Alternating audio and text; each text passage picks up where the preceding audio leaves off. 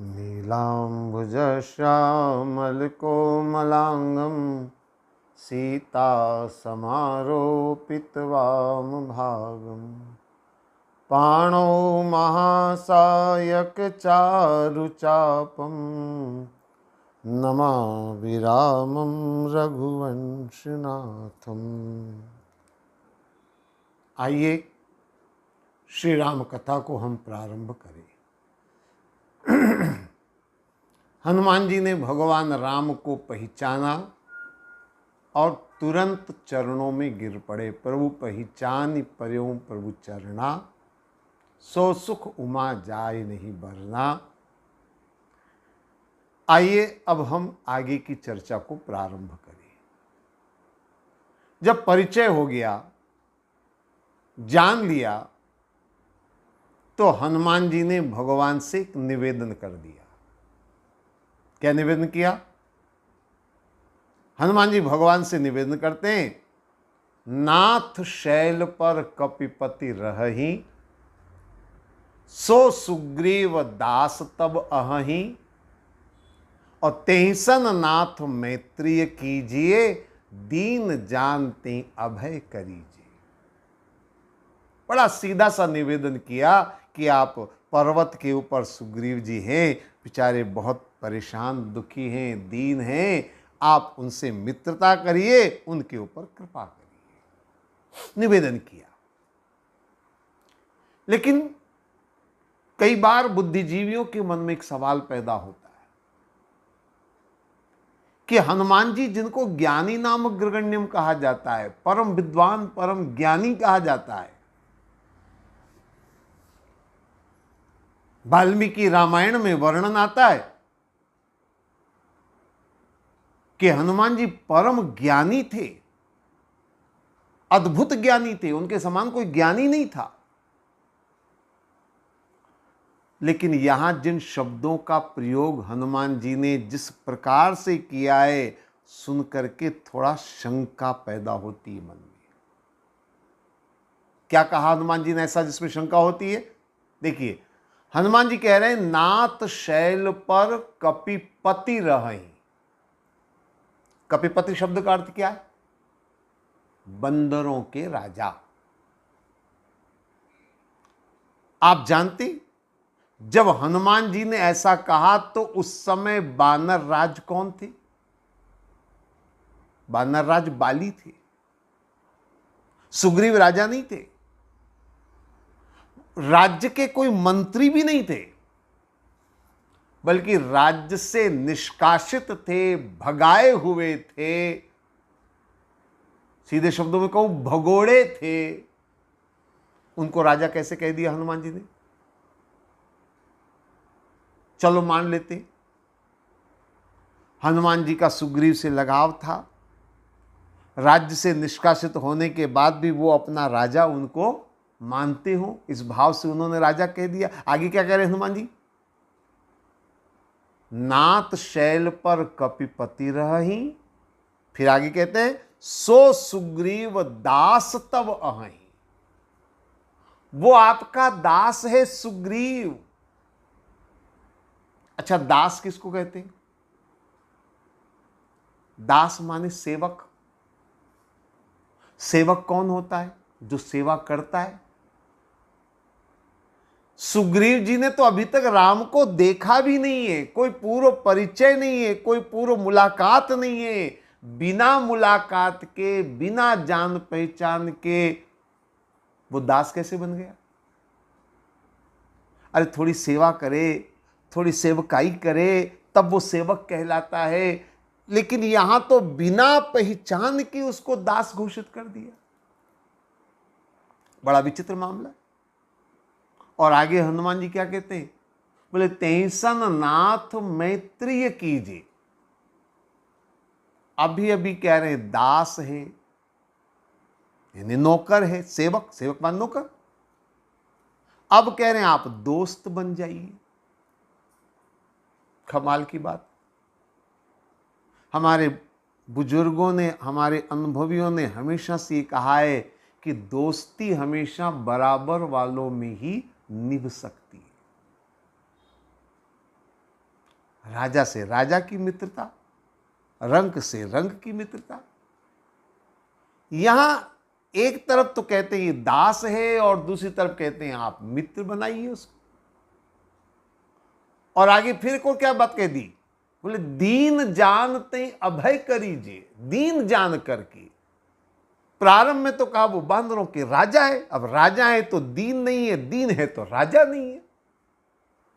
तो हनुमान जी की वाणी में ऐसा विरोधाभास है, ऐसी बातें अटपटी हैं कि मन में शंका होती कि ज्ञानी नामक ग्रगण्य में ऐसा बोल रहे। बड़ी विचित्र बात है। लेकिन हनुमान जी की वाणी में आपको लग सकता है कि उन्होंने बड़ी उल्टी सीधी बातें करी है, लेकिन मैं आपसे निवेदन करूं, अगर थोड़ा ध्यान से देखा जाए तो हनुमान जी की इस अटपटी वाणी में भी बड़ा गूढ़ ज्ञान भरा हुआ है, जो उनके ज्ञान का प्रदर्शन कर रहा है। देखिए, हनुमान जी ने भगवान से सुग्रीव के बारे में निवेदन किया, ठीक। लेकिन एक कुशल ज्ञानी कौन है?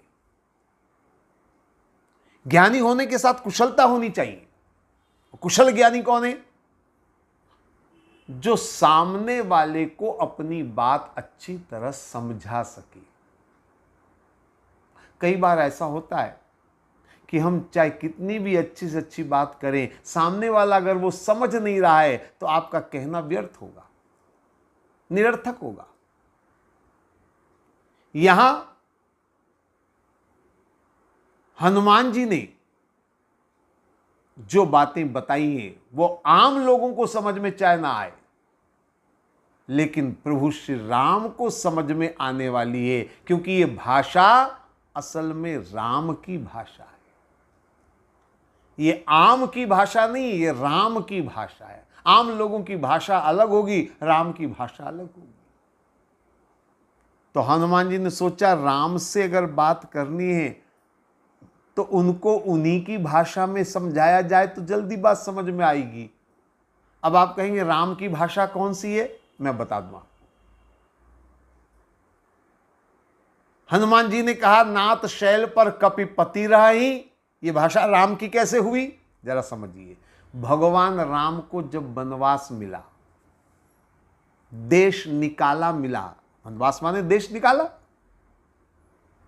जानते हैं उस समय भगवान राम ने क्या कहा अपनी मां से?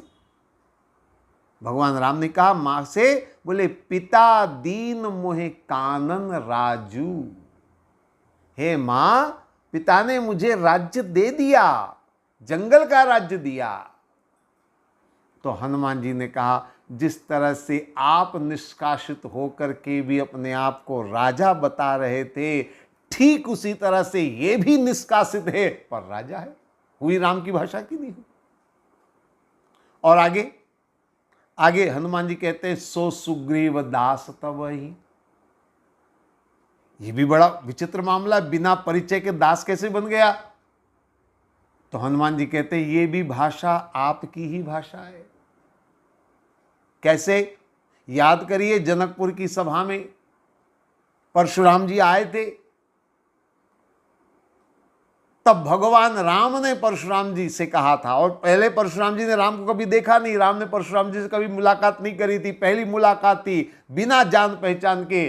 भगवान क्या कहते हैं परशुराम जी से? जब परशुराम जी ने कहा धनुष किसने तोड़ा, तो राम ने क्या कहा था? बोले होई है कोई एक दास तुम्हारा, आपका दास ही है तोड़ने वाला। तो हनुमान जी ने कहा जिस तरह से आप बिना जान पहचान के दास बन गए, तो ये भी बन सकता है बिना जान पहचान का दास। इसलिए सुग्रीव जी से कहा कि सो सुग्रीव दास तब है, और तेहसन नाथ मैत्री कीजिए। ज्ञानी वो है जो भविष्य को बता दे, आगे राम और सुग्रीव की मित्रता होने वाली है, इसलिए हनुमान जी ने कहा तेहसन नाथ मैत्री कीजिए और दीन जानते अभय करीजिए। सुग्रीव जो मुसीबत में है, आप उसे अभय दान दीजिए, मित्रता दे करके आप उसका कल्याण करें। तो आप बताइए इसमें कौन सी अज्ञानता है? अरे हनुमान जी तो परम ज्ञानी हैं और पूर्ण ज्ञान के साथ वो बात कर रहे हैं। लेकिन एक बात और इस प्रसंग में विचारनीय है। हनुमान जी ने भगवान से कहा चलिए सुग्रीव के पास। यहां एक बात अटपटी इसलिए लगती है कि हनुमान जी सुग्रीव के सेवक हैं, ठीक है। स्वामी कौन है? सुग्रीव। पहले राम को जब जान नहीं, पहचाना नहीं, उस समय हनुमान जी विप्र रूप लेकर आए। बात समझ में आती है। अब परिचय हो गया, अब जान लिया कि ये जगत के स्वामी पूर्ण ब्रह्म परम पिता परमेश्वर हैं। इतना बड़ा जगत का स्वामी आया है, अब उसके स्वामी का सम्मान पूर्ण रूप से होना चाहिए कि नहीं होना चाहिए? होना चाहिए ना। अब सम्मान की बात आती तो मैं एक छोटा सा उदाहरण दूं, आप मेरी बात समझ पाएंगे। जैसे मान लीजिए आपके यहां कोई एक अति विशिष्ट मेहमान आए, आपको सूचना मिली कि फ्लाइट से या ट्रेन से आपका वो अति विशिष्ट मेहमान आया है या आने वाला है, इतनी बजे आएगा, इतनी बजे आएगा। आप स्वयं लेने के लिए उसे जाएंगे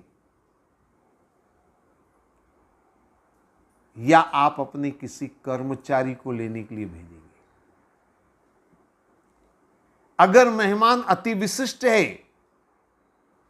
तो उसका सम्मान तभी होगा जब आप स्वयं लेने जाएं। नौकर को भेजने से सम्मान नहीं होगा, केवल व्यवस्था होगी कि हमने आपको रिसीव किया और हमने आपको जो है विश्राम गृह में पहुंचा दिया, यह व्यवस्था है। लेकिन सम्मान तो तब है जब आप स्वयं उसके यहां, उसके सामने पहुंचे और उसकी अगवानी करें।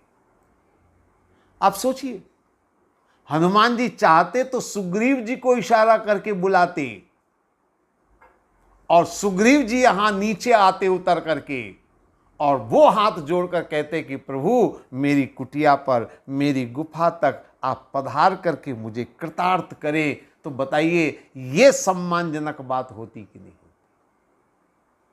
सुग्रीव जी के बिना बुलाए हनुमान जी खुद भगवान को लेकर चल दिए। आखिर ऐसा हनुमान जी ने क्यों किया? उसके पीछे बहुत बड़ा कारण है। चाहते तो सुग्रीव जी को बुला सकते थे। जब सुग्रीव जी ने हनुमान जी को भेजा था तब कहा था कि अगर ये बाली के भेजे हुए हैं और अगर मुझे मारने आए हैं तो इशारा करना, मैं क्या करूंगा? बोले भागो तुरत तजो यह शैला, मैं ये पर्वत छोड़कर भाग जाऊंगा। इसका मतलब यह है कि सुग्रीव जी की नजर हनुमान जी पर लगातार बनी हुई थी। तो हनुमान जी इशारा कर सकते थे कि आ जाओ आ जाओ आ जाओ, ये आपको मारने वाले नहीं है बल्कि आपको तारने वाले तारनहार हैं, प्रभु है ये, ऐसा इशारा करके बुलाया जा सकता था। सुग्रीव को क्यों नहीं बुलाया? कारण क्या है? कारण है और बहुत बड़ा कारण है। यहां एक बहुत गंभीर समस्या सामने खड़ी हुई और मैं कहा करता हूं कि अगर हनुमान जी की जगह कोई दूसरा यहां पर होता तो या तो शास्त्रों की मर्यादाएं टूट जाती या फिर भगवान राम और सुग्रीव का मिलन नहीं हो पाता। समस्या क्या है उसको जरा समझने की कोशिश करें। यह बड़ी गूढ़ अध्यात्म की बात है। समस्या क्या है? चाहते तो सुग्रीव जी को बुला सकते थे, लेकिन अगर सुग्रीव जी आते, अब देखिए जरा गौर करिए, सुग्रीव जी इस समय कहां पर हैं? पर्वत की चोटी पर। भगवान राम कहां हैं? पर्वत की नीचे तलहटी में। अगर हनुमान जी सुग्रीव को बुलाते तो सुग्रीव ऊपर से नीचे उतरकर आते, तब काम बनता। अब समस्या कहां पर है? समस्या यह है कि सुग्रीव है जीव, राम है ब्रह्म। जीव अगर ब्रह्म से मिलना चाहता है तो उसे नीचे से ऊपर उठना चाहिए। साधक साधना करके उच्च अवस्था को प्राप्त करता है। कुंडलनी जागृत होती तो नीचे से ऊपर की ओर उठती है। जीव ऊपर बढ़े परमात्मा के लिए, यह सिद्धांत है हमारे यहां। और अगर हनुमान जी बुलाते तो सुग्रीव जीव को नीचे आना पड़ता, मामला गड़बड़ हो जाता, शास्त्रों का सिद्धांत बिगड़ जाता। यह बड़ी समस्या थी। हालांकि एक समस्या और है, अगर राम ऊपर जाएं तो क्या ये उचित है? यह भी गलत है। राम ब्रह्म है, सुग्रीव जीव है। ब्रह्म जब भी जीव पर कृपा करता है तो वो ऊपर से नीचे उतरता है। हमारे यहां अवतारवाद सिद्धांत है। अवतारवाद का मतलब समझ लें, अवतरित होना यानी ऊपर से नीचे उतरना। ब्रह्म की सत्ता सर्वोपरि है। वो जीव पर कृपा करता है तो नीचे उतरता है, उसकी कृपा दृष्टि नीचे की ओर पड़ती है। अगर राम नीचे से ऊपर जाते हैं तो यह भी शास्त्र विरुद्ध, और सुग्रीव ऊपर से नीचे आते हैं यह भी शास्त्र विरुद्ध। करें तो क्या करें? बड़ी भारी समस्या। और इसलिए मैंने कहा, अगर हनुमान जी की जगह कोई दूसरा होता तो शास्त्रों की मर्यादाएं नष्ट हो जाती, या फिर सुग्रीव और राम का, जीव और ब्रह्म का मिलन नहीं होता। लेकिन हनुमान जी ने अद्भुत तरीका निकाला। हनुमान जी ने ऐसा उपाय किया कि शास्त्रों की मर्यादा का भी पालन हो जाए और जीव और ब्रह्म का मिलन भी हो जाए। बड़ा अद्भुत रास्ता निकाला हनुमान जी ने। इसीलिए अनेक विद्वान ज्ञानी जन हनुमान जी को संत श्री हनुमान जी कहते हैं, संत की उपमा देते हैं। हनुमान जी को अक्सर उनके अनुयायी संत के रूप में मानते हैं। क्योंकि संत क्यों कहते हैं? क्योंकि संत समस्या का समाधान करते हैं। संत वो होता है जो भक्तों की समस्याओं का समाधान करता है। हनुमान जी ने भी समस्या का समाधान खोजा, इसलिए वो संत के रूप में। दूसरी बात यह है कि सुग्रीव जीव हैं, राम ब्रह्म है। जीव और ब्रह्म का मिलन कौन करवाता है? संत गुरु करते, मिलाने का काम। इस दृष्टि से भी देखा जाए तो हनुमान जी संत गुरु के रूप में है, जो मिलाने का काम कर रहे हैं। और मिलाना बड़ा अद्भुत है। अब समस्या का समाधान क्या है, जरा समझिए। समाधान हनुमान जी ने निकाला, और समाधान यह है कि लिए दुओ जन पीठ चढ़ाई। हनुमान जी ने भगवान राम और लक्ष्मण को कांधे पर बिठाया, पीठ पर चढ़ाया। ये पीठ पर क्यों चढ़ाया? क्या राम पहाड़ पर नहीं चढ़ सकते थे? वनवास की इतनी लंबी यात्रा जिन्होंने पूरी कर ली, अनेक पर्वतों को जिन्होंने लांघ लिया, कोई ऋषमुख पर्वत ऐसा पर्वत तो नहीं था कि जिसको लांघ ना पाए, जिसको चढ़ ना पाए। हनुमान जी ने कंधे पर बिठाया समस्या का समाधान करने के लिए। और इसलिए भगवान राम भी चुप हैं। एक बार भी नहीं कहा अरे हम चलेंगे, आप तो बस आगे आगे चलो, हम पीछे पीछे चलेंगे ना। तुरंत चढ़ गए कंधे के ऊपर। आप कहेंगे कंधे पर चढ़ने से समस्या का समाधान कैसे हुआ? मैं बता दूं आपको। देखिए, हनुमान जी ने भगवान को कंधे पर बिठाया, चले, अब पहुंचे ऊपर। कहां पर? जहां सुग्रीव जी का निवास था, जहां सुग्रीव जी खड़े थे। अब जब हनुमान जी भगवान को लेकर सुग्रीव के सन्मुख जाएंगे तो भगवान कहां पर होंगे? कंधे पर। सुग्रीव जी कहां पर होंगे? चट्टान के ऊपर। तो सुग्रीव जी नीचे हो जाएंगे, राम ऊपर हो जाएंगे। एक बात और बता दूं, कंधे पर इसलिए हनुमान जी ने भगवान को बिठाया जिससे यह सिद्ध हो जाए कि राम गए नहीं, ले जाए गए। जाने में और ले जाने में अंतर आता है। भगवान अपने भक्तों के वश में हैं। भक्त जैसा चाहे वैसा भगवान से करवा लेते हैं। भक्त अगर चाहे तो भगवान को कहीं ले जा सकता है। ये ले जाने का भाव है, जाने का नहीं। इसमें अगर राम जाए तो शास्त्र विरुद्ध बात होगी। इसलिए राम गए नहीं, बल्कि राम को ले जाया गया। और जब ऊपर पहुंचेंगे तब स्थिति क्या होगी? कंधे पर हैं भगवान राम, सुग्रीव खड़े हैं नीचे। अब राम को सुग्रीव से मिलना है तो क्या करना पड़ेगा? ऊपर से नीचे उतरना पड़ेगा। और यही वेदांत, यही धर्मशास्त्र कहते हैं कि जीव पर कृपा जब करता है ईश्वर तो वो ऊपर से नीचे उतरता है, चाहे वो कंधे से उतरे या कहीं और से। ऐसा थोड़ी शास्त्रों में लिखा है कि कितने फीट से, कितने मीटर से, कितने जो है वो किलोमीटर से उतरेगा भगवान। अरे भगवान की सत्ता ऊपर है, इसलिए वो ऊपर से नीचे उतरेगा। तो कंधे से उतर गए, शास्त्रों की मर्यादा का पालन भी हो गया, जीव और ब्रह्म का मिलन भी हो गया। और इसीलिए मैंने कहा हनुमान जी का ज्ञान अद्भुत है। ऐसी युक्ति उन्होंने निकाली कि जीव और ब्रह्म का मिलन हो गया, वो भी शास्त्र के सिद्धांतों के अनुसार।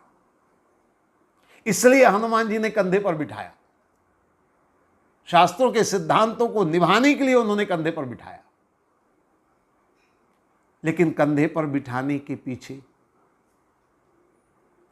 हनुमान जी का एक भाव और है। शास्त्र की मर्यादा का तो पालन उन्होंने किया, लेकिन कंधे पर बिठाने का एक भाव और है। और वो भाव ये है कि चलो मैं प्रभु का दास हूं, सेवक हूं। तो जैसे ही राम से मिलन हुआ, हनुमान जी ने अपनी ड्यूटी ज्वाइन कर ली, अपना सेवा धर्म उन्होंने पकड़ लिया और हर सेवा करनी है हनुमान जी को। तो अब मेरे रहते हुए प्रभु को पैदल चढ़ करके पर्वत पर जाने का कष्ट क्यों उठाना पड़े? इसलिए हनुमान जी ने कंधे पर बिठा दिया। ये सेवा धर्म हनुमान जी निभा रहे, और सेवा धर्म निभाने के साथ साथ जो उनके अंदर का भाव है ना, वो बड़ा पवित्र भाव है। हनुमान जी ने मन में सोचा, ये मेरा वानर रूप सार्थक हो गया। क्यों सार्थक हो गया? प्रभु कंधे पर बैठ गए इसलिए। हां, हनुमान जी ने सोचा अगर मैं नर रूप में होता, कभी कंधे पर भगवान नहीं बैठते। आपने देखा होगा, अगर किसी आदमी के पांव में तकलीफ है, कोई परेशानी है, तो आदमी हाथी, घोड़ा, ऊंट, खच्चर, जो पशु मिल जाए उसकी पीठ पर बैठने में और उसकी पीठ पर बैठकर यात्रा करने में आदमी तैयार होता है। जानवर की पीठ पर आदमी आसानी से बैठ जाता है, लेकिन आदमी आदमी की पीठ पर चढ़कर जाने में संकोच करेगा। ठीक है ना?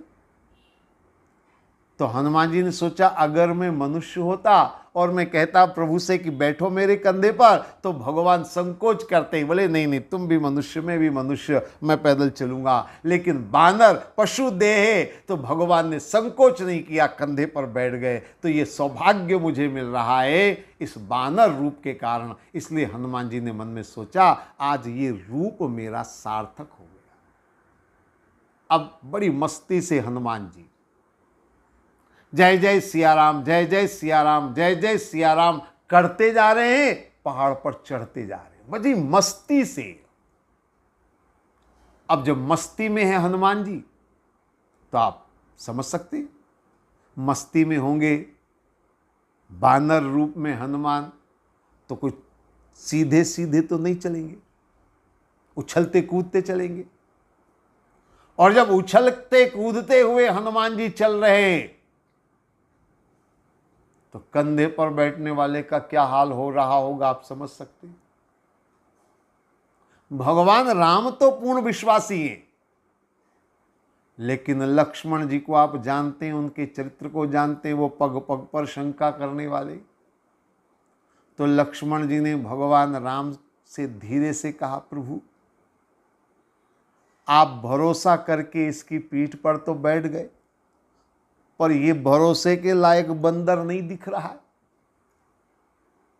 अरे पहाड़ पर चढ़ रहा है और उछल कूद कर रहा है, कि पांव फिसल गया तो। भगवान मुस्कुराए, पर लक्ष्मण जी को तसल्ली देना जरूरी, इसलिए भगवान राम ने हनुमान जी से कहा, हनुमान थोड़ा धीरे चलो, संभल कर चलो, कहीं तुम्हारा पांव फिसल गया तो। हमें चिंता हो रही तुम्हारा पांव फिसल जाएगा, कहीं तुम पांव फिसल कर गिर पड़े तो। जैसे ही भगवान ने ये कहा, हनुमान जी और आनंदित होकर और जोर जोर से उछलने लग गए। लक्ष्मण जी ने कहा, ये तो उल्टा ही रिएक्शन हो रहा है, ये कह रहे संभल कर चलो तो ये और उछल रहे हो, क्यों उछल रहे? तो हनुमान जी बोले, प्रभु अगर मेरे फिसलने की चिंता आप कर रहे हैं तो मैं कैसे फिसल सकता हूं? अरे स्वयं नारायण प्रभु जिसके पांव फिसलने की चिंता करे, वो कभी फिसल नहीं सकता। मैं अगर चिंता करता अपने पांव की तो मैं फिसल सकता, लेकिन आप स्वयं प्रभु मेरे पांव फिसलने की चिंता कर रहे हैं, अब तो मुझे कोई चिंता नहीं। और उछल उछल कर चलने लगे, और उछल उछल कर चलने लगे। लक्ष्मण जी ने कहा, कुछ भी बोलना बेकार है, जितना बोलेंगे उतना उल्टा असर होगा, अब क्या करें? हनुमान जी ने मुस्कुराते हुए लक्ष्मण जी के भाव समझ लिए, और हनुमान जी ने कहा, देखिए अगर आपको डर लगता है तो संभल कर बैठ जाओ, मेरी तो आदत ऐसी है, मैं तो ऐसे ही चलूंगा, आप संभल कर बैठ जाओ। आप जानते हैं हनुमान जी का इशारा क्या है? कभी आपने देखा होगा, किसी को अगर आपने कंधे पर बिठाया है, बिठाया कि नहीं जिंदगी में? कभी नहीं बिठाया तो आप घर जाकर के किसी बच्चे को कंधे पर बिठा कर देखिए, अनुभव लीजिए। अगर कंधे पर बैठने वाला डरता हुआ होगा, उसको अगर गिरने का भय होगा, डर होगा, आप अगर उठपटांग चलेंगे, तो जानते कंधे पर बैठने वाला क्या पकड़ेगा? कंधे पर बैठने वाला आपका सिर पकड़ेगा, सीधा सिर पकड़ेगा, और कुछ नहीं पकड़ेगा। तो हनुमान जी ने भगवान से कहा, प्रभु मैं तो संभल कर नहीं चल सकता, ऐसे ही चलूंगा, आपको भय लग रहा हो तो आप संभल कर बैठ जाओ। जैसे ही कहा संभल कर बैठ जाओ, भगवान राम और लक्ष्मण दोनों ने हनुमान जी का मस्तक पकड़ लिया। हनुमान जी ने कहा, वाह आनंद आ गया। अब एक बात और बता दूं, कंधे पर बैठने वाला डर के मारे सिर पकड़ेगा, लेकिन जिसने उठा रखा है, जिसने कंधे पर बिठा रखा है, वो भी अगर चाहे कि बैठने वाला सुरक्षित रहे, तो वो क्या पकड़ेगा? कंधे पर बैठने वाले का क्या पकड़ेगा? वो पांव पकड़ेगा, क्योंकि पांव नीचे लटक रहे। आपने कभी चित्र में देखा हो तो उस मुद्रा को जरा ध्यान से देखिए, पांव लटके हुए भगवान के, लक्ष्मण जी के।